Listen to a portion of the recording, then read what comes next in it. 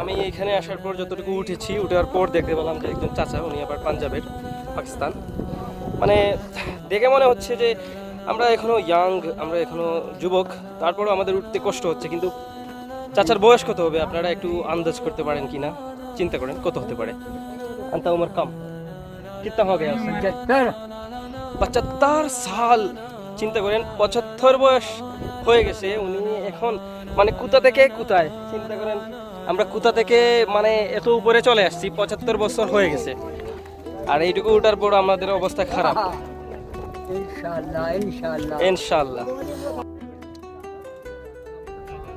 আমি এখন দাঁড়িয়ে আছি সেই স্বপ্নের সীমানায়, যেখানে আকাশ এসে প্রথম হাত বাড়িয়েছিল মাটির দিকে, যেখানে বিশ্বজাহানের মালিকের কথা প্রথম স্পর্শ করেছিল মানুষের হৃদয়ে। আমার সামনে নিথর নিঃশব্দে দাঁড়িয়ে আছে ঐতিহাসিক হেরা গুহা।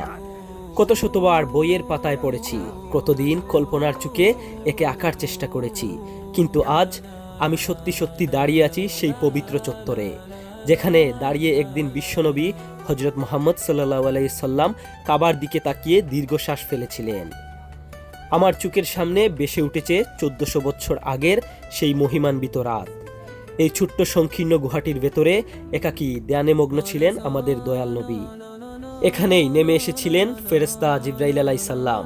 এখানেই থমকে গিয়েছিল পুরো সৃষ্টি, যখন আকাশে বাতাসে ধ্বনিত হয়েছিল প্রথম ঐশী বাণী ইকরা। আমি যে পাথরে হাত রাখছি, আমি যে বাতাস বুক ভরে নিচ্ছি, এই বাতাসেই তো মিশেছিল রাসূলুল্লাহ সাল্লাল্লাহু এর পবিত্র নিঃশ্বাস। এই পাথরের গায়েই তো লেগেছিল তার সেজদার স্পর্শ। ভয় আর কম্পিত হৃদয়ে ওহী নিয়ে নামার পর তার অনুতপ্ত হৃদয়ের আকুতি যেন আজও এই পাহাড়ের খাজে খাজে প্রতিধ্বনিত হয়ে বাজে।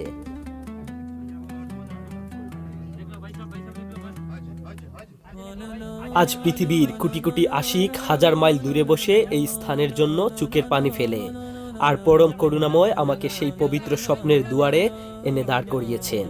আমার হৃদয় আজ অনুশোচনা, ভালোবাসা আর এক অদেখা প্রশান্তিতে ভিজে যাচ্ছে।